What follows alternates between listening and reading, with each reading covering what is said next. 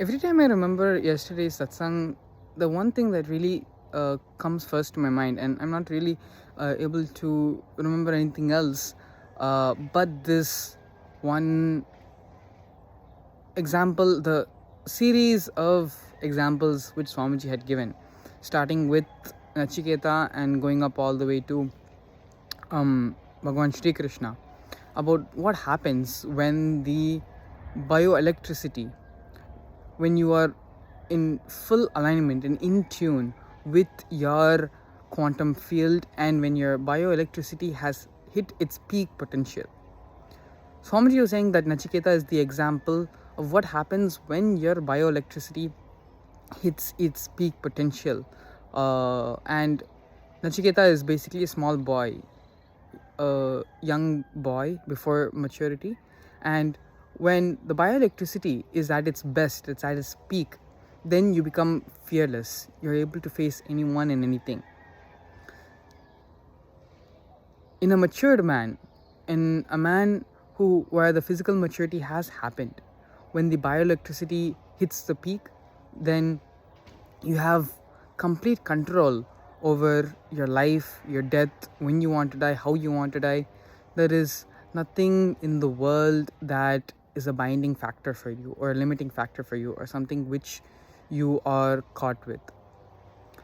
In the form of a mature married lady, that not only when the bioelectricity is at its peak and is at its ultimate, not only are you fearless, not only you have complete control of your own life and how death and life is happening to you, but even for another person, for another being, you have the power to bring them also back to life.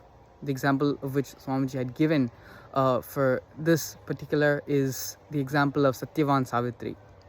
It's a beautiful story. Maybe we can talk about it in another video. And ultimately, when the bioelectricity is at its peak, at its best, in the form of the avatar, you have the great manifestations of divinity in human form, like Bhagavan Sri Krishna. And the way Swamiji was explaining all these different examples and citing the incidences and stories from their life, that is one of the most inspiring things that really stood out from yesterday's satsang for me. And I think even if we look in Swamiji's own life, all the different various things Swamiji is able to do manifest the extreme love and compassion he has for each and every one of us, where time and time again, having eternal patience to deal, handle, raise each and every one of us to our ultimate consciousness, and most important of them all, not giving up on any one of us, no matter how small or insignificant or how important we may be feeling that we are to ourselves. For Swamiji, each and every one of us are not a number but an individual being, and it takes you to a completely different plane.